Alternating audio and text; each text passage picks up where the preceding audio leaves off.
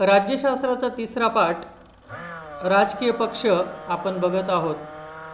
मागच्या भागामध्ये आपण राजकीय पक्ष म्हणजे काय, नंतर राष्ट्रीय पक्ष कशाला म्हणतात, त्यासाठी कोणत्या गोष्टींची आवश्यकता असते, म्हणजे निकष काय त्यासाठीचे, नंतर राज्यस्तरीय पक्ष किंवा ज्याला प्रादेशिक पक्ष असं सुद्धा म्हणतो ते कशाला म्हणतात आणि त्यासाठीचे निकष कोणते, आणि त्याचबरोबर राजकीय पक्षांची काही वैशिष्ट्येसुद्धा आपण मागील भागामध्ये बघितली। आणि राष्ट्रीय पक्षातील दोन पक्षांबद्दल आपण माहिती घेतली।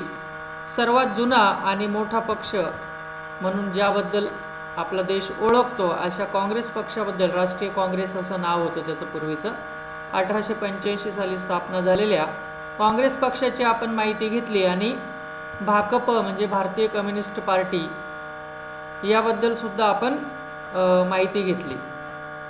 आता तिसऱ्या पक्षाकडे वळूया। आज मितीला भारतातील काँग्रेसपेक्षाही ज्या पक्षाचं बहुमत जास्त आहे किंवा काँग्रेसपेक्षाही ज्याचं वर्चस्व आज मितीला जास्त आहे असा पक्ष म्हणजे भाजप, थोडक्यात भारतीय जनता पक्ष। तर जाणून घेऊया भारतीय जनता पक्षाबद्दल। भारतीय जनता पक्ष हा राष्ट्रीय स्तरावरील एक महत्त्वाचा पक्ष आहे। भारतीय जनसंघ हा पक्ष 1951 मध्ये स्थापन झाला। तर या ठिकाणी भारतीय जनता पक्ष हा मुळातच राष्ट्रीय स्तरावरील एक पक्ष असून मुळात त्याचं मूळ स्वरूप जे होतं ते जनसंघातून निर्माण झालेलं आहे। जनसंघ म्हणजेच ज्यांचा हिंदुत्ववादी या संकल्पनेला खूप जास्त प्रतिसाद आहे असा तो जनसंघ आपण असं म्हणतो त्याला।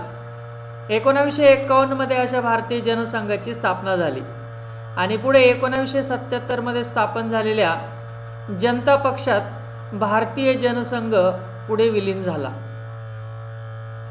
तर या ठिकाणी जनता पक्ष नावाचा सुद्धा एक पक्ष होता 1977 साली स्थापन झालेला। या जनता पक्षातच पुढे या जनसंघाचं विलिनीकरण झालं।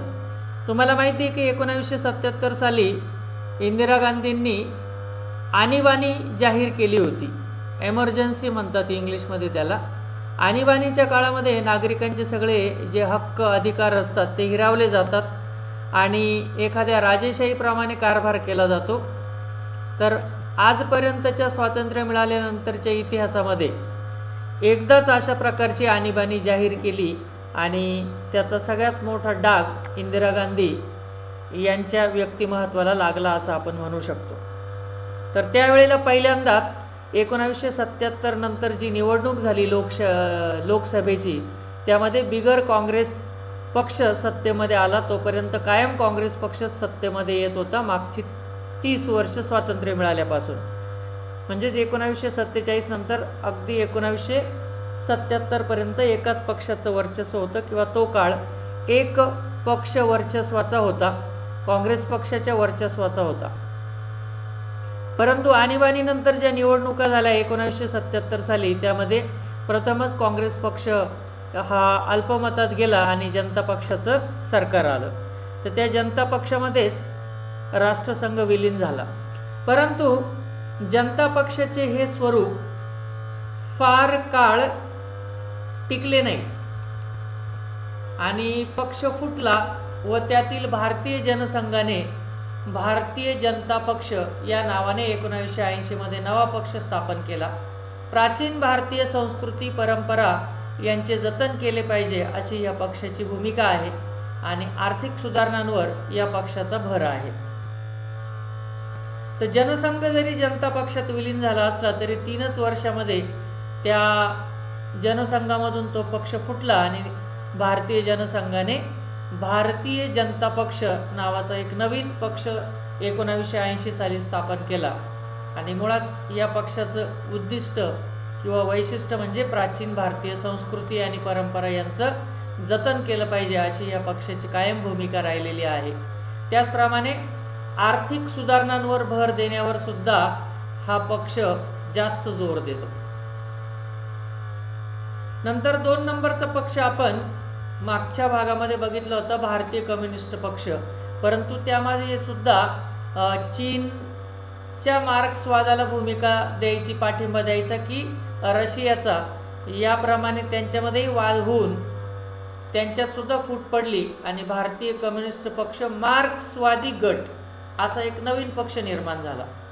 तर मागच्या वेळेलाच मी तुम्हाला सांगितलं होतं, आपण या ठिकाणी भारतीय कम्युनिस्ट पक्षाबद्दल बघतोय, परंतु यातून नवीन फुटून तयार झालेला भारतीय कम्युनिस्ट पक्ष मार्क्सवादी गट याबद्दलची माहिती आपण पुढच्या लेक्चरला घेऊ. तर हा भारतीय कम्युनिस्ट पक्षातूनच फुटून वेगळा झालेला एक नवीन पक्ष आहे, ज्याला भाकप मार्क्सवादी असं म्हणतात. बघूया या पक्षाबद्दल. समाजवाद,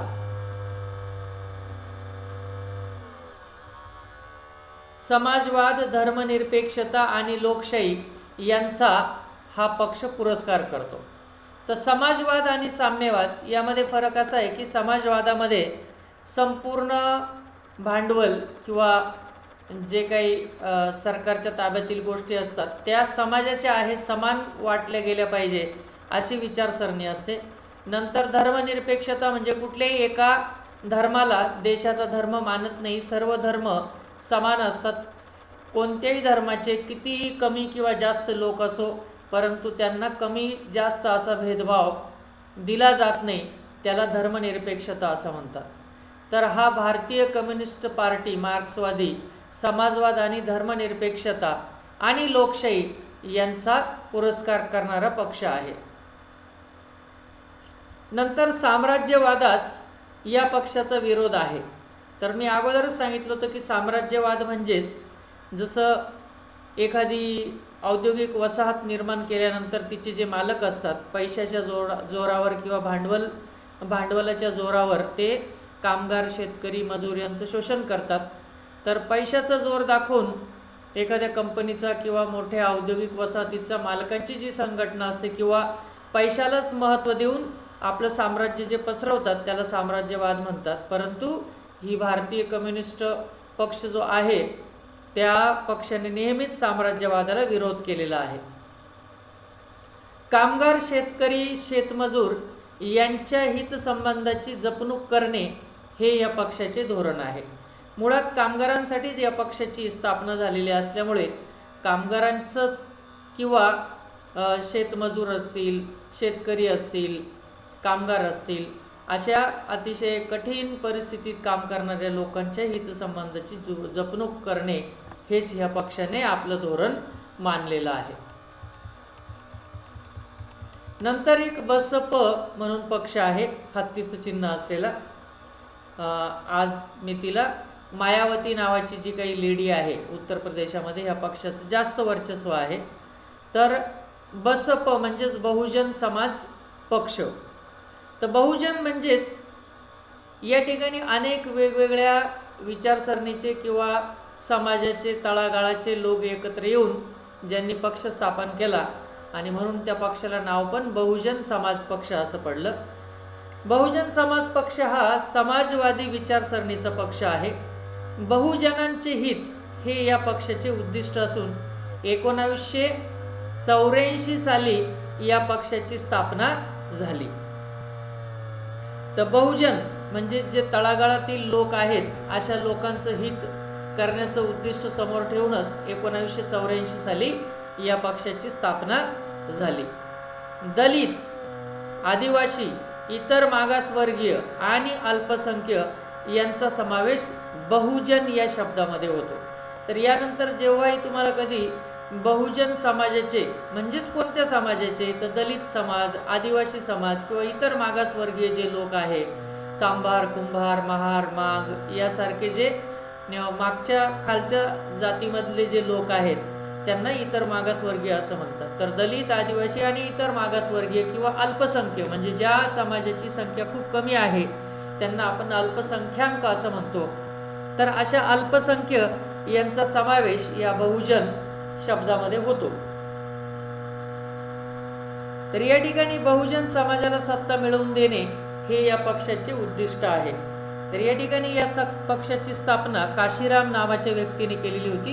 इथे त्याचा उल्लेख दिलेला नाहीये, परंतु लक्षात ठेवा समाजवादी पक्ष जो काय आहे, बहुजन पक्ष जो आहे त्याची स्थापना काशीराम यांनी केली होती.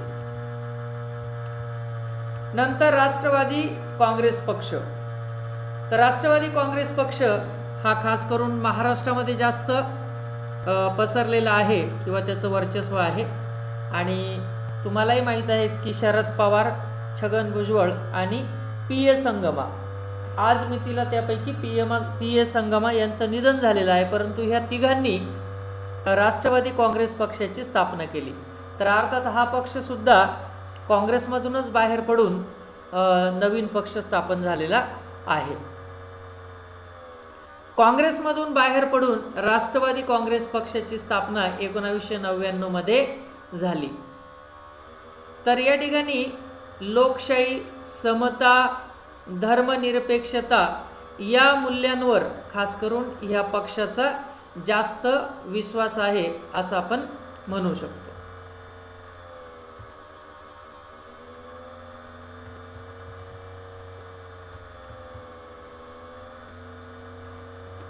नंतर काँग्रेस पक्षाबरोबर युती करून हा पक्ष 1999 ते 2014 पर्यंत महाराष्ट्रात सत्तेवर होता. तर 99 नंतर या पक्षाने काँग्रेसबरोबर युती केली आणि जवळजवळ 2014 पर्यंत महाराष्ट्रात हा पक्ष सत्तेवर होता. मुळातच ज्या पक्षाच्या विचारांशी त्यांना फूट पडून हा नवीन पक्ष तयार झाला त्याच पक्षाबरोबर युती करतात. म्हणजेच या ठिकाणी राजकारणाची पातळी 2000 सालानंतर किती खालावली याचा आपल्याला व्यत्यय येतो. या ठिकाणी सोनिया गांधीच्या परदेशी मुद्द्यांवर आधारित शरद पवार यांनी काँग्रेसमधून या वेगळ्या पक्षाची स्थापना केली, परंतु पुढे त्याच सोनिया गांधीच्या काँग्रेस पक्षाबरोबर युती करून त्यांनी राजकारण केलं किंवा जवळजवळ 14 ते 15 वर्ष महाराष्ट्रामध्ये हा पक्ष सत्तेमध्ये होता. महाराष्ट्रातच नव्हे तर पुढे केंद्रामध्ये सुद्धा हा पक्ष बरेच वर्ष सत्तेवर होता काँग्रेसबरोबर. तसेच केंद्रामध्ये 2004 ते 2014 इतक्या प्रदीर्घ काळामध्ये हा पक्ष काँग्रेसच्या नेतृत्वाखालील आघाडीचा एक घटक पक्ष होता. तर जसं मी सांगितलं की महाराष्ट्रातच नव्हे तर केंद्रामध्ये सुद्धा 2004 पासून 2014 म्हणजे जवळजवळ 2 पंचवार्षिक निवडणुका होईपर्यंत म्हणजे जवळजवळ सलग 10 वर्ष हा पक्ष काँग्रेसच्या खालील आघाडीचा एक घटक पक्ष होता. त्यानंतर तृणमूल काँग्रेस. तर ज्या ठिकाणी ज्या पक्षांमध्ये काँग्रेस हा शब्द दिसतो हे काँग्रेसमधूनच कधीतरी बाहेर पडलेले गट आहे. तर तृणमूल काँग्रेस आता सध्या ममता बॅनर्जी त्याच्या अध्यक्ष आहेत आणि कधी काळी ममता बॅनर्जी सुद्धा काँग्रेसमध्येच होत्या. तर ऑल इंडिया तृणमूल काँग्रेस ह्या पक्षाची स्थापना 1998 मध्ये झाली. 2016 मध्ये निवडणूक आयोगाने या पक्षाला राष्ट्रीय पक्ष म्हणून मान्यता दिली. सुरुवातीला हा पक्ष फक्त पश्चिम बंगालमध्ये वर्चस्व असलेला पक्ष होता, परंतु 2016 साली या पक्षाला सुद्धा राष्ट्रीय मान्यता मिळाली. लोकशाही, धर्मनिरपेक्षता आणि दुर्बल घटकांचे संरक्षण हे या पक्षाचे धोरण आहे. तर या पक्षाचं खास धोरण म्हणजे लोकशाही, नंतर धर्मनिरपेक्षता आणि दुर्बल म्हणजे जे मागासलेले गट आहे, आर्थिकदृष्ट्या असक्षम गट आहे, अशा गटांना संरक्षण देणं हे या पक्षाचं कायम धोरण राहिलेलं आहे. तृणमूल काँग्रेसबद्दल आपण बोलत होतो. त्यानंतर पुढचा जो पक्ष आहे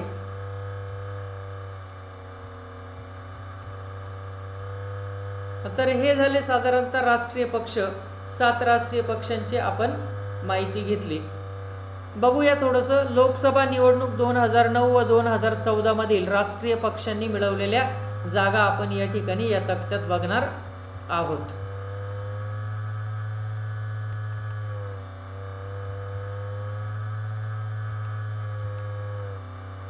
तर राजकीय पक्षाचे नाव आणि मिळवलेल्या जागा 2009 आणि 14 असं बघणार आहोत.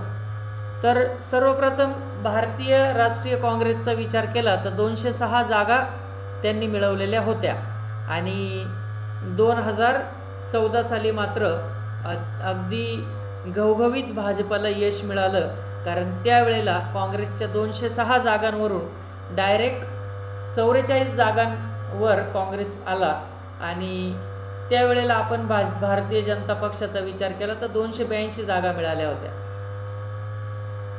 तर 2009चा विचार केला तर भारतीय राष्ट्रीय काँग्रेसला 206 जागा मिळाल्या होत्या आणि राज्य मिळवण्यासाठी, बहुमत मिळवण्यासाठी, सरकार आणण्यासाठी साधारणतः 273 जागांची आवश्यकता असते. परंतु या ठिकाणी सुद्धा काँग्रेसला त्या वर्षी बहुमत मिळालेलं नव्हतं. म्हणूनच इतर पक्षांबरोबर त्यांनी युती केली होती. तर त्यावेळेला भारतीय कम्युनिस्ट पक्षाला 4 जागा, भारतीय जनता पक्ष म्हणजे भाजपाला 116 जागा होत्या, परंतु तो त्यांच्याबरोबर युतीला न बसता तो विरोधी पक्ष होता. भारतीय कम्युनिस्ट पक्षाने सुद्धा त्यांना त्यावेळेला पाठिंबा दिलेला नव्हता. परंतु त्यावेळेला पाठिंबा मिळाला होता तो बहुजन समाज पक्ष आणि राष्ट्रवादी काँग्रेस या दोघांचा, तेव्हा त्यांना पाठिंबा मिळाला होता.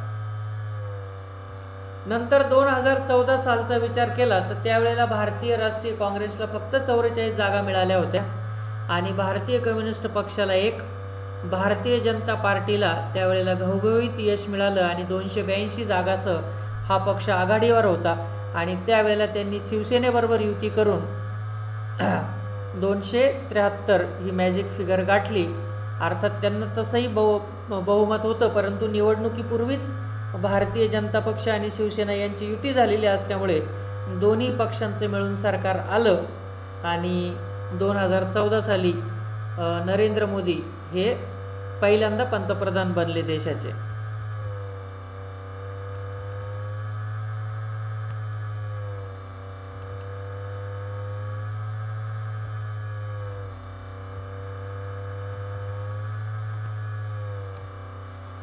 नंतर या ठिकाणी आपल्याला असं दिसतं की एक काहीतरी बातमी दिसते. तामिळनाडूत सत्ता बदल, राजकीय दुकानदारीने दहशत, महाराष्ट्रात नव्या पक्षाची स्थापना, सत्ता सोडण्यासाठी मुहूर्त कशाला, कोणते खाते मिळणार, गृह का समाज कल्याण, शिरोमणी अकाली दलाला स्पष्ट बहुमत, पक्षांतर बंदी कायदा लोकशाहीस पोषक, PDP व भाजपची युती, हरियाणा जनहित काँग्रेसने आपले लक्ष गाठले. अशा प्रकारच्या वेगवेगळ्या वेळेच्या बातम्या या ठिकाणी आपल्याला दिसत आहेत. तर या बातम्यांच्या संदर्भात काय म्हणायचे ते आपण बघूया. वर्तमानपत्रात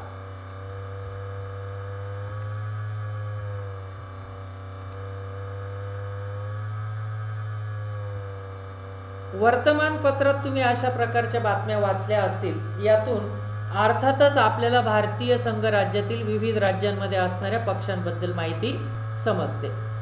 आता या ठिकाणी भारतीय संघराज्यामध्ये कोणकोणते वेगवेगळे पक्ष याचा विचार केला तर महाराष्ट्रात नव्या पक्षाची स्थापना यातून काही समजत नाही, परंतु शिरोमणी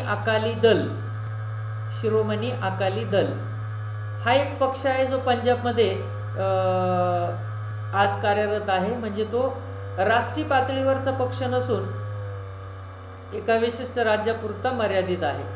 नंतर PDP हा खास करून भाजपशी युती केलेला परंतु जम्मू काश्मीरमध्ये संलग्न असलेला किंवा तिथे जास्त चालणारा पक्ष आहे. नंतर हरियाणा जनहित काँग्रेस हा हरियाणामध्ये असलेला पक्ष आहे. महाराष्ट्राचा विचार केला तर राज्य पातळीवर किंवा प्रादेशिक पातळीवरील महाराष्ट्रातील पक्ष कोणते असं जर तुम्हाला विचारलं तर ते तुम्हाला नक्कीच सांगता येतील. एक म्हणजे शिवसेना, दुसरा म्हणजे मनसे यासारखे जे पक्ष आहे आणि अर्थातच राष्ट्रवादी काँग्रेस जरी महाराष्ट्रात असला तरी तो राष्ट्रीय पातळीवरचा सुद्धा पक्ष आहे. आपण फक्त एका राजकीय पातळीवरील पक्षाची किंवा प्रादेशिक पातळीवरील पक्षाबद्दल बोलत आहोत. मग या वर्तमानपत्रातल्या बातमीवरून आपल्याला कळतं की भारतीय संघराज्य म्हणजे राज्य पद्धती मध्ये किती वेगवेगळ्या प्रकारचे पक्ष आहेत हे आपल्याला कळतं. तर हे पक्ष केवळ राज्यापुरतेच मर्यादित का आहेत? राज्यातील काही नेते राष्ट्रीय पातळीवर दिसतात तर काही राज्यापुरतेच प्रभावी असतात असे का? असे अनेक प्रश्न तुम्हाला पडले असतील.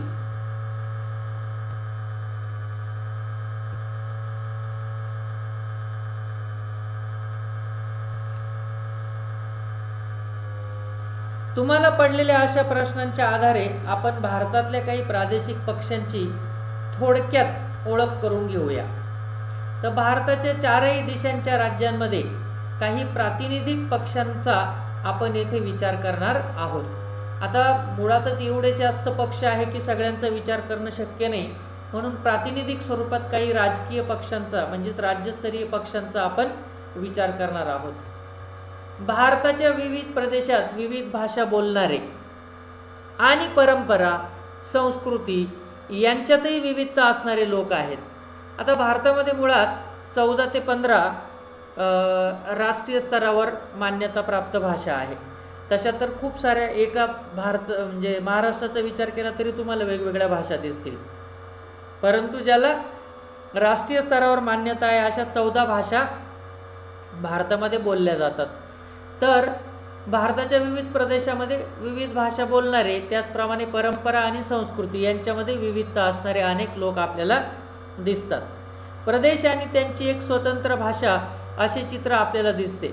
जसं तुम्ही गुजरातमध्ये गेले तर गुजराती, महाराष्ट्रात आले तर मराठी, पंजाबमध्ये गेले तर पंजाबी, गुजरात झालं, राजस्थानमध्ये गेले तर राजस्थानी, आसाममध्ये गेले तर आसामी, अशा प्रत्येक राज्याची आपल्याला एक स्वतंत्र भाषा दिसते. त्याचप्रमाणे प्रदेशांच्या भौगोलिक रूपातही विविधता आहे. महाराष्ट्रातील विविध भौगोलिक प्रदेशांचा तुम्ही अभ्यास केला आहे. आता एकट्या महाराष्ट्राचा विचार केला तरी त्या ठिकाणी अनेक भौगोलिक प्रदेश आपल्याला दिसतात आणि त्याचा आपण मागील इयत्तांमध्ये अभ्याससुद्धा केलेला आहे. महाराष्ट्र जसा मध्य प्रदेश किंवा कर्नाटक यांच्यापेक्षा वेगळा आहे, त्याचप्रमाणे महाराष्ट्रातही भौगोलिक सांस्कृतिक विविधता दिसते. म्हणजेच एक राज्य दुसऱ्या राज्यापेक्षा वेगळं असलं तरी त्या राज्यामध्ये सुद्धा आपल्याला काही सांस्कृतिक विविधता दिसते. आपली भाषा आणि आपला प्रदेश यांच्याविषयीची आत्मीयतेची भावना निर्माण होऊन काही काळानंतर तिच्याबद्दल अस्मिता निर्माण होऊ शकते.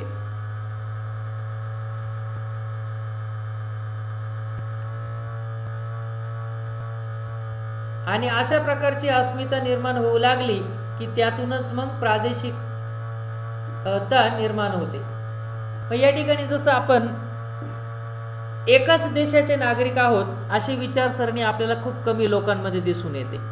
तो यूपीचा, तो बिहारचा, हा गुजराती, तो पंजाबी, अशा प्रकारची जी आपल्याकडे भावना आपल्याला दिसते, आपल्याकडे म्हणजे आपल्या देशामध्ये प्रत्येक राज्यामध्ये अशा प्रकारची जी भावना एका विशिष्ट प्रदेशावरून निर्माण होते त्याला आपण प्रादेशिकता असं म्हणतो. तर ही प्रादेशिकता जशी चांगली तशी वाईटही आहेत. काही गोष्टींमध्ये चांगलं आहे, परंतु प्रत्येक वेळी आपण प्रादेशिकतेलाच धरून चालू शकत नाही. लोक आपल्या प्रदेशाच्या हिताचा व विकासाचा प्राधान्याने विचार करू लागतात. आपली भाषा, आपले साहित्य, परंपरा, सामाजिक सुधारणांचा इतिहास, शैक्षणिक व सांस्कृतिक चळवळी इत्यादींबाबत अभिमान वाटू लागतो व त्यातून भाषिक अस्मिता प्रबळ होऊ लागते. तर ज्या वेळेला अशा प्रादेशिकतावाद निर्माण होतो तेव्हा साहजिकच प्रत्येक प्रदेशातील लोक आपापल्या हिताचा आणि विकासाचा विचार करू लागतात किंवा त्यालाच प्राधान्य देतात. त्याचप्रमाणे त्यांना आपली भाषा, आपले साहित्य, आपापल्या परंपरा, नंतर शैक्षणिक आणि सांस्कृतिक चळवळी, सामाजिक सुधारणांचा इतिहास या सर्व गोष्टींबद्दल त्यांना अभिमान वाटायला लागतो आणि भाषिक अस्मिता प्रबळ होऊ लागते, म्हणजे तिचं प्रभुत्व वाढू लागतं. तर आपल्या प्रदेशाचा विकास व्हावा आणि तेथील साधन सामग्री व रोजगाराच्या संधींवर आपला हक्क असावा या भावनेतूनच पुढे प्रादेशिक अस्मिता आकारास येऊ लागते. जसं असं म्हणतात की यूपी बिहारमध्ये जे लोक आहेत त्यांना जर काढून दिलं मुंबईमधून तर मराठी माणसांना नोकरी मिळेल. म्हणजेच रोजगाराच्या संधीसाठी सुद्धा आपल्या राज्यातील लोकांचाच त्याच्यावर अधिकार आहे अशी जी हळूहळू भावना आकारास येऊ लागते ती कुठेतरी घातक आहे.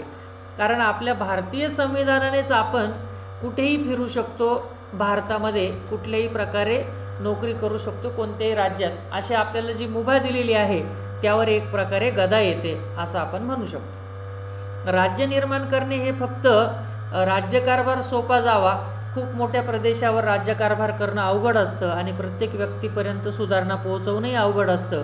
म्हणून आपल्याकडे संघराज्य पद्धती निर्माण झाली, कारण आपल्या देशाचा आकार हा मोठा असल्यामुळे त्यामध्ये राज्य पद्धती निर्माण केली गेली. परंतु त्याचा अर्थ असा नव्हे की त्यातून प्रादेशिक वाद निर्माण होऊन अशा प्रकारचे प्रश्न निर्माण व्हायला पाहिजे. अशा प्रकारच्या भाषिक, प्रादेशिक, सांस्कृतिक व त्याच्याशी संलग्न अस्मिता संघटित झाल्या की त्यातून प्रादेशिकतेची भावना अधिक बळावते आणि त्यातून काही वेळेस स्वतंत्र राजकीय पक्ष अस्तित्वात येतात, तर काही वेळेस विविध दबाव गट, चळवळी निर्माण होतात आणि या सर्वांचा हेतू एकच असतो आणि तो म्हणजे आपल्या प्रदेशाच्या हितसंबंधाचे जतन करणे. तर आता अशा प्रकारची भाषिक, प्रादेशिक आणि सांस्कृतिक जी अस्मिता असते ती जेव्हा वाढीस लागते, त्यातूनच वेगवेगळ्या संघटना निर्माण होतात किंवा बळावतात किंवा काही वेळेला असे स्वतंत्र राजकीय पक्षसुद्धा अस्तित्वाला येतात. परंतु ह्या सर्वांचा उद्देश तरी एकच असतो, तो म्हणजे आपल्या प्रदेशाच्या हितसंबंधाचे जतन करणे. तर अशा पद्धतीने हितसंबंधाचे जतन करणे तसं वाईट नाही आहे, परंतु त्यातून आपल्या देशाच्या सार्वभौमत्वाला धोका निर्माण व्हायला नको, एवढा मात्र विचार आपण केला पाहिजे. तर वळूया प्रादेशिक पक्षांकडे. सर्वच प्रादेशिक पक्षांचा इथे अभ्यास करणं शक्य नाही, कारण भारतामध्ये 100च्या वर प्रादेशिक पक्ष तुम्हाला आढळतील, म्हणून सर्वांचा अभ्यास करणं शक्य नाही. काही प्रातिनिधिक तत्वावर पक्ष घेतलेले आहेत, आपण बघूया. ते त्या राज्यापुरतेच मर्यादित आहे, त्यांना राष्ट्रीय पक्ष मानता येणार नाही. खूप साऱ्या राज्यांमध्ये त्यांचा प्रभाव नाही, विशिष्ट राज्यांमध्येच त्यांचा प्रभाव असल्यामुळेच त्यांना राज्यस्तरीय पक्ष किंवा प्रादेशिक पक्ष असं म्हणतात. तर बघूया प्रादेशिक पक्ष कोणते आहेत. विशिष्ट प्रदेशाचा वेगळेपणाचा अभिमान बाळगणारे आणि त्याचा विकास व्हावा म्हणून सत्तेच्या स्पर्धेत उतरणाऱ्या राजकीय गटांना प्रादेशिक पक्ष असे म्हणतात. तर जेव्हा विशिष्ट प्रदेशाच्या वेगळेपणाचा अभिमान बाळगून त्यांचा विकास व्हावा म्हणून सत्तेमध्ये कोणीतरी उतरतं किंवा विशिष्ट राजकीय गट निर्माण होतात, तेव्हा अशा राजकीय गटांना किंवा विशिष्ट विचारसरणी असलेल्या लोकांच्या समूहाला आपण प्रादेशिक पक्ष असं म्हणतो. त्यांचा प्रभाव त्या प्रदेशापुरताच मर्यादित असतो. जसं मी सांगितलं की त्यांचं प्रभुत्व हे राष्ट्रीय पातळीवर नसतं, त्यांना फक्त आपल्या विशिष्ट प्रदेशापुरताच विकास करण्यामध्ये इंटरेस्ट असतो, म्हणूनच त्यांना प्रादेशिक पक्ष असं म्हटलं जातं. आणि मुळात त्यांचा प्रभाव हा फक्त त्या प्रदेशापुरताच मर्यादित असतो. तरी आपल्या प्रदेशात प्रभावी भूमिका घेऊन ते राष्ट्रीय राजकारणावर आपली छाप पाडतात. प्रादेशिक पक्ष प्रादेशिक समस्यांना प्राधान्य देतात. तर जरी ते प्रादेशिक पक्ष असले तरी राष्ट्रीय पातळीवर सुद्धा त्यांची अस्मिता निर्माण झालेली असते. त्यांचं खास वैशिष्ट्य म्हणजे ते फक्त आपल्या विशिष्ट प्रदेशाच्या विकासावरच जास्त भर देत असतात, म्हणूनच त्यांना प्रादेशिक पक्ष असं म्हणतात. आपल्या प्रदेशाचा विकास करण्यासाठी त्यांना केवळ अधिकारांऐवजी स्वायत्तता आवश्यक वाटते. स्वायत्तता म्हणजे स्वातंत्र्य. दुसऱ्या कुठल्याही पक्षाने लुडबुड करू नये किंवा केंद्र सरकारने लुडबुड करू नये आणि आमचे निर्णय आम्हालाच घेऊ द्यावे, अशी जी विचारसरणी असते त्याला आपण स्वायत्तता असं म्हणतो. संघ शासनाला सहकार्य करत आपले स्वायत्ततेचे क्षेत्र अबाधित ठेवण्याचा प्रादेशिक पक्ष प्रयत्न करतात. तर संघ शासन म्हणजेच केंद्र शासन. सर्वोच्च शासन जे असतं ते केंद्र शासन किंवा ज्याला आपण संघ शासन म्हणतो, जे संपूर्ण भारतावर कार्य करत असतं. पंतप्रधान आणि त्यांचं मंत्रिमंडळ ते कुठल्या राज्यासाठी नसतं, सर्वच राज्यांसाठी असतं ते, म्हणूनच आपण त्याला संघ शासन असं म्हणतो. तर हे प्रादेशिक पक्ष अशा संघ शासनाला सहकार्य करत आपल्या स्वायत्ततेचे क्षेत्र अबाधित ठेवून हे प्रादेशिक पक्ष आपल्या त्या प्रदेशाचा विकास करण्याच्या मागे लागलेले असतात किंवा त्यावर भर देतात. तसेच प्रादेशिक समस्या प्रादेशिक पातळीवरच हाताळाव्यात. सत्ता ही त्या प्रदेशातील व्यक्तींच्याच हाती असावी. प्रशासनात आणि व्यवसायांमध्ये त्या प्रदेशाच्या रहिवाशांना अग्रक्रम दिला जावा असा आग्रह प्रादेशिक पक्षांचा असतो. तर जसं मी सांगितलं सुरुवातीलाच की प्रादेशिक पक्षांचा एक विशिष्ट प्रदेशवाद निर्माण झालेला असतो किंवा त्यांच्या मनामध्ये असतो.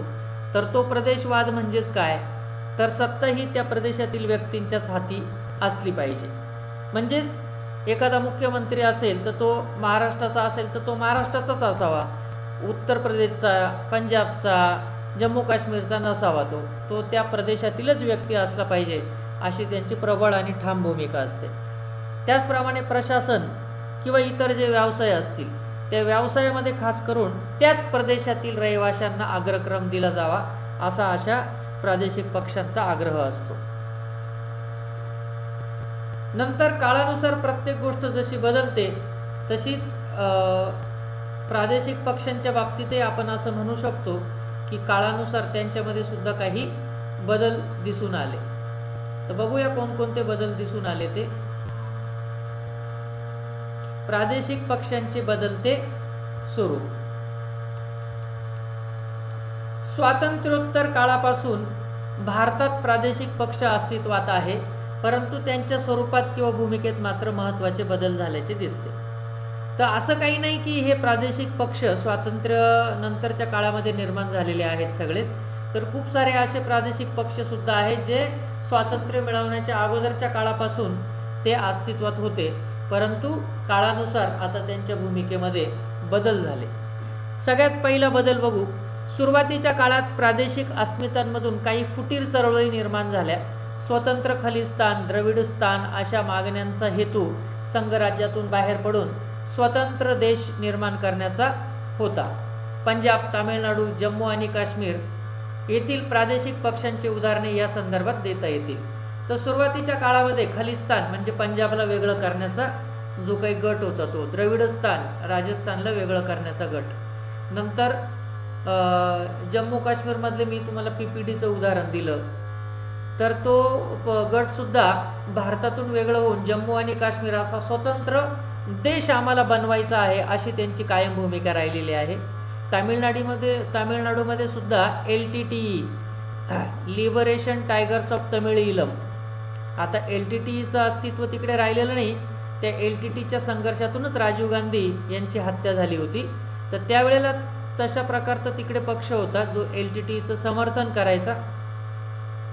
तर अशा पक्षांची सुरुवातीची भूमिका ही स्वतंत्र देश निर्माण करण्याची होती, परंतु काळानुसार त्यांच्यामध्ये सुद्धा आता बदल झाला आणि ही जी मागणी आहे स्वतंत्र देश निर्माण करण्याची ती हळूहळू त्या पक्षांची मागे पडली.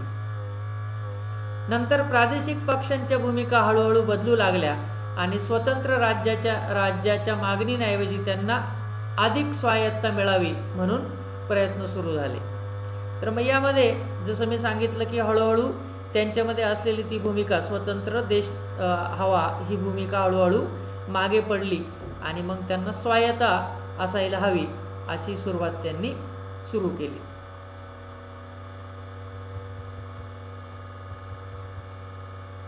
नंतर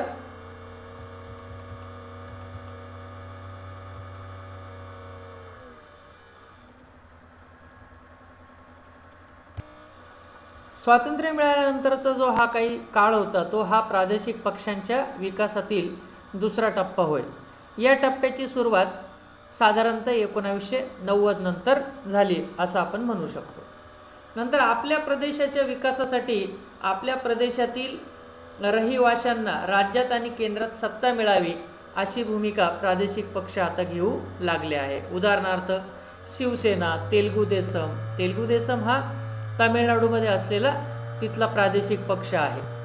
तर आपल्या प्रदेशाचा विकास होण्यासाठी फक्त राज्यापुरतंच नव्हे तर केंद्रामध्ये सुद्धा आपल्या पक्षाला काही उमेदवार निवडून गेले पाहिजे आपल्या पक्षातून असे हे पक्ष भूमिका घेऊ लागले, जसे की शिवसेना आणि तेलुगू देसम.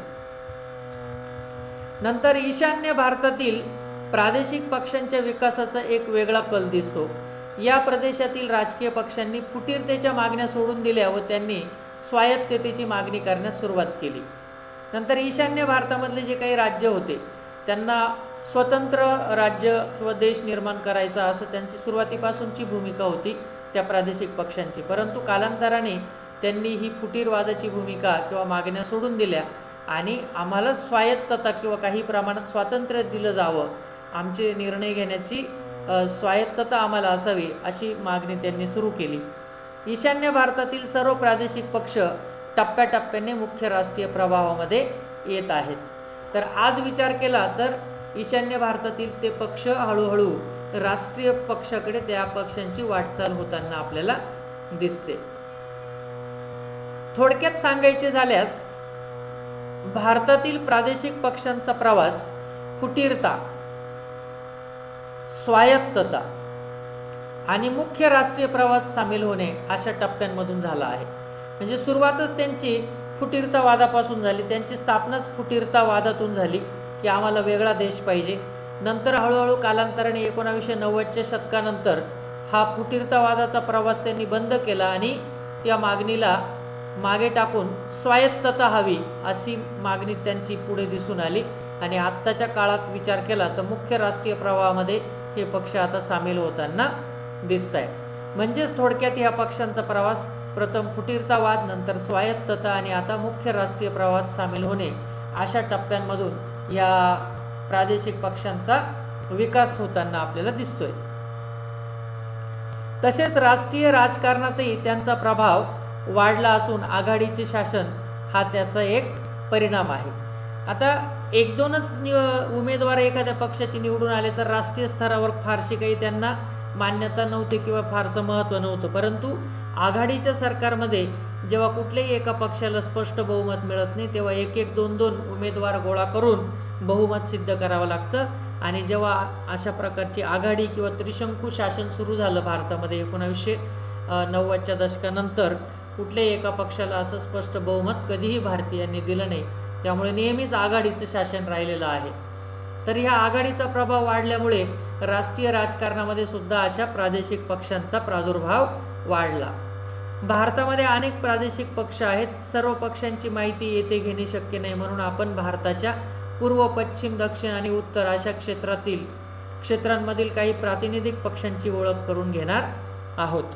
तर जसं मी सांगितलं की प्रादेशिक पक्ष खूप आहे भारतामध्ये, मग अशा सर्व पक्षांचा अभ्यास करणं शक्य नाही. म्हणून पूर्वेकडील काही पक्ष, पश्चिमेकडील, दक्षिणेकडील आणि उत्तरेकडील चारही दिशांकडील काही पक्ष ज्यांची आपण नावं बऱ्याच वेळा ऐकलेली आहे अशा काही पक्षांची माहिती आपण घेणार आहोत. तर काही प्रमुख प्रादेशिक पक्ष पुढील प्रमाणे. तर सगळ्यात पहिलं महाराष्ट्राचा विचार केला तर शिवसेना, धनुष्यबाण चिन्ह असलेला जो काही पक्ष आहे तो प्रादेशिक पातळीवरील पक्ष आहे. या पक्षाची वैशिष्ट्य बघूया. हा महाराष्ट्रातील प्रमुख राजकीय पक्ष असून 1966 बाळासाहेब ठाकरे यांनी या पक्षाची स्थापना केली. आता या पक्षाचं जे काही धोरण होतं ते म्हणजे कोणतं, तर मराठी माणसांच्या हक्कांची जपणूक करणे, मराठी भाषेचे संवर्धन करणे आणि परप्रांतीय म्हणजे इतर राज्यातून आलेल्या लोकांना नेहमीच या शिवसेनेने विरोध केलेला आहे हे आपण जाणतो. नंतर 1995 भारतीय जनता पक्षाशी युती करून शिवसेना हा पक्ष सर्वप्रथम महाराष्ट्रात सत्तेवर आला आणि 2014च्या निवडणुकीनंतर महाराष्ट्रामध्ये भाजप सोबत सत्तेत सुद्धा सहभागी झाला केंद्रामध्ये. तर सर्वप्रथम काँग्रेस व्यतिरिक्त महाराष्ट्रात सरकार आलं ते 1995 साली शिवसेनेचं. त्यावेळेला त्यांना भारतीय जनता पक्षाशी युती केली होती भाजप. पुढे 2014 साली त्यांनी महाराष्ट्रामध्ये सुद्धा केंद्र शासनाबरोबर युती करून केंद्रामध्ये हा पक्ष सत्तेमध्ये सहभागी झाला. पुढे 2019 निवडणुकीनंतर काँग्रेस पक्ष आणि राष्ट्रवादी काँग्रेस पक्ष यांच्यासोबत महाविकास आघाडी करून हा पक्ष सत्तेमध्ये आला. आणि 2019 सालचा विचार जर केला तर त्यावेळेला भाजपाबरोबर त्यांची युती तुटली आणि काँग्रेस पक्ष आणि राष्ट्रवादी काँग्रेस पक्ष किंवा राष्ट्रवादी काँग्रेस ज्याला आपण म्हणतो यांच्याबरोबर युती केली आणि उद्धव ठाकरेचं सरकार बनलं. आणि त्यावेळेला शिवसेनेने आपला जो काही जुना सहकार्य होता भाजपा त्याच्याबरोबर युती तोडली आणि काँग्रेस पक्ष आणि राष्ट्रवादी काँग्रेस पक्ष यांच्याबरोबर युती केली. पुढचा पक्ष जो आहे तो खास करून आपल्याला पंजाब ह्या राज्यामध्ये जास्त करून अग्रणी दिसतो. त्या पक्षाचं नाव आहे शिरोमणी अकाली दल. तर पंजाबमधील महत्त्वाचा प्रादेशिक पक्ष 1920 स्थापना झालेला. जसं मी सांगितलं की हा फुटीरवाद्यांचा गट आहे. स्वातंत्र्य मिळवण्याच्या अगोदरच मिळवण्यापूर्वीच ह्या शिरोमणी अकाली दलाची स्थापना झाली होती. यांना स्वतंत्र खलिस्तान पाहिजे होता, म्हणजे पंजाब हे स्वतंत्र देश त्यांना निर्माण करायचा होता. म्हणून पंजाबच्या अतिरेकी जवळजवळ 1980 सालापर्यंत बराच त्रास दिलेला आहे आणि यातूनच पुढे मग इंदिरा गांधींची सुद्धा हत्या झाली. परंतु आता तो स्वतंत्र खलिस्तानचा प्रश्न मागे पडला आणि स्वायत्ततावाद त्यांनी स्वीकारला. धार्मिक व प्रादेशिक अस्मिता जोपासण्यास या पक्षाचं खास करून प्राधान्य दिसतं आणि पंजाबमध्ये अनेक वर्ष हा पक्ष सत्तेवर राहिलेला आपल्याला दिसतो. पुढचा जो आहे तो म्हणजे जम्मू आणि काश्मीर नॅशनल कॉन्फरन्स. जम्मू आणि काश्मीर नॅशनल कॉन्फरन्स, JNKNC असं त्या पक्षाचं नाव आहे, Jammu and Kashmir national conference. काश्मीरमधील प्रमुख प्रादेशिक पक्ष असून 1932 साली स्थापना झालेली आहे. म्हणजे या पक्षाची स्थापना सुद्धा स्वातंत्र्य मिळाल्यापूर्वी झालेली असल्यामुळे यांना सुद्धा स्वतंत्र जम्मू आणि काश्मीर राज्य निर्माण करायचं होतं. काश्मीरी जनतेच्या हितसंबंधाचा पाठपुरावा, स्वायत्तता जोपण्यासाठी प्रयत्नशील असं आपण या पक्षाचं वैशिष्ट्य सांगू शकतो. त्यानंतर पुढचा जो पक्ष आहे तो म्हणजे आसाम गण परिषद. आसाम गण परिषद. तर माझ्या माहितीप्रमाणे ह्या पक्षाचं चिन्ह थोडंसं चुकीचं वाटतंय, कारण हत्तीचं चिन्ह हे मायावतीच्या पक्षाचं आहे. अर्थात झेंड्यामध्ये हत्ती असं चिन्ह असावं बहुतेक, ते वेगळं चिन्ह आहे. बरोबर, मायावतीचं चिन्ह फक्त हत्ती आहे आणि हे झेंड्यामध्ये हत्ती आहे. तर आसाम गण परिषद सरकारबरोबरील वाटाघाटीतून 1985 मध्ये आसाम करार झाला आणि 1985 साली आसाम गण परिषदेची स्थापना झाली. निर्वासितांचे प्रश्न सोडवणे आणि आसामचे सांस्कृतिक, भाषिक आणि सामाजिक वेगळेपण जपणे आणि आर्थिक विकासासाठी प्रयत्न करणे हे या पक्षाचं वैशिष्ट्य राहिलं आहे. निर्वासित म्हणजे आसामच्या शेजारी बांगलादेश हा पाकिस्तानमधून वेगळा होऊन पूर्व पाकिस्तान या नावाने पूर्वी त्याला ओळखलं जायचं, तो वेगळा होऊन बांगलादेश नावाने नवीन देश निर्माण झाला. तर त्यावेळेला अनेक बांगलादेशी भारतामध्ये आले, त्यांना आपण निर्वासित असं म्हणतो. तर आजही आसाममध्ये बऱ्याच लोकांना आधार कार्ड मिळालेलं नाही किंवा असे लोक भारताचे नागरिक की बांगलादेशाचे, दोघांपैकी कोणत्याही देशांचं त्यांच्याकडे नागरिकत्व नाही आहे. तर हा एक मोठा गहन प्रश्न निर्माण झाला होता. परंतु पुढे आसाम करार झाला आणि त्यानुसार साधारणतः गेली 20 वर्ष की 14 वर्ष असा काहीतरी त्यांनी कालावधी दिला आहे. त्या वर्षापासून जे तिथे लोक राहतात त्यांना भारताचं नागरिकत्व दिलं जावं अशी त्या पक्षाची भूमिका होती. नंतर गेली अनेक वर्ष हा आसाम गण परिषदेचा पक्ष जो आहे तो सत्तेमध्ये आहे. त्या आसाममध्ये त्यांची सत्ता आहे. नंतर DMK, तुम्ही ऐकलं असेल नाव, DMK पक्ष, द्रविड मुन्नेत्र कळघम. तर 1920 मधल्या जस्टिस पार्टी या ब्राह्मणेतर चळवळीचे रूपांतर द्रविड मुन्नेत्र कळघम या राजकीय पक्षात झाले. जस्टिस पार्टी, जस्टिस म्हणजे न्याय मिळवून देणारी पार्टी. म्हणजे त्यावेळेला उद्दिष्ट एकच होतं, कोणतं? स्वातंत्र्य मिळवणे. कारण 1920 साली म्हणजे स्वातंत्र्य मिळण्याच्या अगोदरच ह्या सुद्धा पक्षाची स्थापना झालेली आहे. तर स्वातंत्र्य ब्राह्मणेतर म्हणजे ब्राह्मण सोडून इतर जे काय आहे ते सर्व एकत्र येऊन जस्टिस पार्टी नावाची ही संघटना त्यांनी किंवा पक्ष स्थापन केला. पुढे 1944 मध्ये जस्टिस पार्टी द्रविड कळघम म्हणून ओळखली जाऊ लागली आणि 1949 मध्ये यातून एक गट बाहेर पडला व त्या गटाने द्रविड मुन्नेत्र कळघम पक्ष स्थापन केला आणि त्यातूनही बाहेर पडलेल्या एका गटाने ऑल इंडिया अण्णा द्रविड मुन्नेत्र कळघम या पक्षाची 1972 मध्ये स्थापना केली. तर तमिळ अस्मिता जोपासण्याचे प्रयत्न आणि केंद्राच्या आघाडीतही काही काळ सहभाग असलेला हा पक्ष आहे. तर तामिळनाडूमध्ये जयललिता यांच्या वर्चस्वाखाली या पक्षाची बरेच वर्ष राज्य होतं. तर द्रविड मुन्नेत्र कळघम यातून अनेक इतरही पक्ष बाहेर पडले. पुढे मग त्यातून ऑल इंडिया अण्णा द्रविड मुन्नेत्र, नंतर जस्टिस पार्टीतून वेगळा होऊन द्रविड कळघम नावाचा पक्ष आणि पुढे त्यातूनच द्रविड मुन्नेत्र कळघम असे वेगवेगळ्या नावाचे हे पक्ष तयार झाले. परंतु या सगळ्या पक्षांचं ध्येय एकच होतं की तमिळी जनतेची अस्मिता जोपासणे किंवा तमिळी भाषा, तमिळी जनतेच्या विकासासाठी प्रयत्न करणे हे नेहमी त्यांचं उद्दिष्ट राहिलं आहे. परंतु केंद्रामध्ये सुद्धा आघाडीच्या सरकारबरोबर त्यांचा काही काळ सहभाग होता. सर्व स्तरांवरील मतदारांचा पक्षाला पाठिंबा आणि सत्तेत दीर्घकाळ राहिल्याने अनेक उपाययोजना या पक्षाने राबवलेल्या आहेत.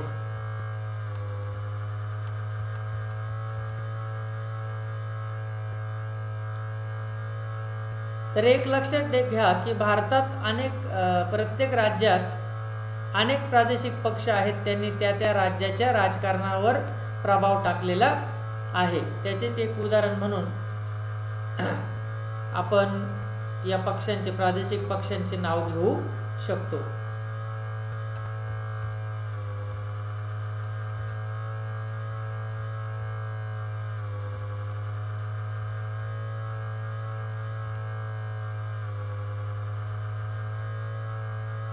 तर बऱ्याच राजकीय पक्षांची, प्रादेशिक पक्षांची आपण माहिती घेतली. आता आपण बघूया की कोणत्या पक्षाला, राजकीय पक्षाला कोणत्या साली किती जागा मिळालेल्या होत्या.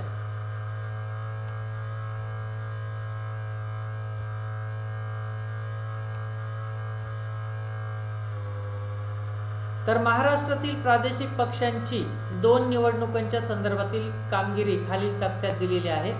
महाराष्ट्रातील प्रादेशिक पक्ष आणि विधानसभेतील प्रतिनिधित्व विचार करूया. तर जिंकलेल्या जागा, निवडणूक एक 2009 आणि एक 2014 साली. पक्षाचे नाव आहे शिवसेना. तर सर्वसाधारणपणे त्यांना 44 जागा मिळाल्या होत्या आणि 2014 साली 63 जागा मिळालेल्या होत्या. नंतर महाराष्ट्र नवनिर्माण सेनेला 9 मध्ये 13, तर 2014 मध्ये फक्त 1 जागा. शेकप म्हणजे शेतकरी कामगार पक्षाला 4 जागा होत्या, तर इकडे 3. भारिप बहुजन महासंघ यांना 2009 मध्ये 1 आणि 2014 साली सुद्धा 1. भारतीय रिपब्लिक पक्ष रामदास आठवलेंचा दोन्ही वर्षी त्यांना एकही जागा मिळाली नाही. समाजवादी पक्ष ज्याला म्हणतो आपण, तो 4 जागा घेऊन 2009 साली जिंकून आला होता, 4 जागांमधून. तर 2014 साली एकाच जागेवर त्यांना यश मिळालं.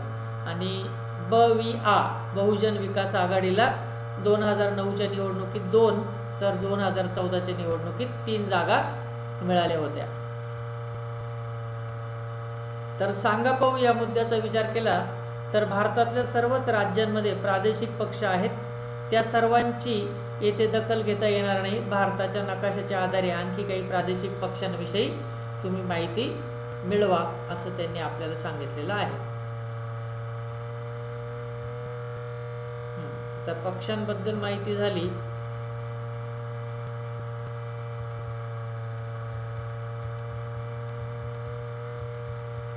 अजूनही इतर काही पक्ष आहेत, जसे राष्ट्रीय समाज पक्षाला 2009 मध्ये 1 आणि 2014 मध्ये 1 जागा मिळाली होती. ऑल इंडिया मजलिस इत्तेहादुल्ला मुसलमीन, तर IMI असं काहीतरी या पक्षाचं शॉर्टकट नाव आहे, IAMI असं काहीतरी. तर 2009 मध्ये तर त्याची स्थापनाच नव्हती, त्यामुळे स्टार दिलेला आहे. नंतर स्थापना झाल्यानंतर पहिलीच निवडणूक 2014 साली जेव्हा त्यांनी लढवली तेव्हा 2 त्यांना जागा मिळाल्या. ओवेसी नावाचा जो काही मुस्लिम मनुष्य आहे त्याने त्या पक्षाची स्थापना केलेली आहे, असाउद्दीन ओवेसी नाव ऐकलं असेल तुम्ही. नंतर जनसुराज्य शक्ती 2009 मध्ये निवडणूक लढवली तेव्हा त्यांना 2 जागा मिळाल्या होत्या आणि 14 साली एकही नाही. लोकसंग्राम पक्षाला 1 जागा मिळाली होती 2009 मध्ये, 14 मध्ये एकही नाही. आणि स्वाभिमानी पक्ष, राजू शेट्टी, महाराष्ट्रातीलच पक्ष आहे हा, राजू शेट्टी यांनी निर्माण केलेला स्वाभिमानी पक्ष जो आहे त्याला 2009 मध्ये 1, परंतु 14च्या निवडणुकीत एकही जागा त्यांना मिळालेली नव्हती. तर या ठिकाणी स्टार का दिलेले इथे, ऑल इंडिया मजलिस इत्तेहादुल्ला मुसलमीन हा पक्ष 2009 मध्ये अस्तित्वातच नव्हता, त्याच्यानंतर त्या पक्षाची स्थापना झालेली आहे. तर या पाठात आपण भारतातील राष्ट्रीय या पाठामध्ये आपण भारतातील राष्ट्रीय आणि प्रादेशिक पातळीवरील राजकीय पक्षांचा आढावा घेतला। पुढील पाठामध्ये आपल्याला काही राजकीय चळवळींचे आपल्या जीवनातील महत्त्व समजून घ्यायचं आहे। तर राजकीय पक्ष आणि त्यांची माहिती मिळवल्याशिवाय आपल्याला लोकशाहीचा खरा अर्थ कळालाच नसता, म्हणून एक स्वतंत्र पाठ आपल्याला राज्यशास्त्राचा दिला होता, राजकीय पक्ष, ज्यामध्ये आपण भारतातील जे काही राष्ट्रीय आणि प्रादेशिक पातळीवरचे पक्ष आहेत त्या सर्व पक्षांची माहिती घेतली, त्यांचा आढावा घेतला। पुढच्या पाठामध्ये आपल्याला राजकीय चळवळी ज्या काही निर्माण झाल्या त्या राजकीय चळवळीचं आपल्या जीवनातील महत्त्व काय आहे ते समजावून घ्यायचं आहे।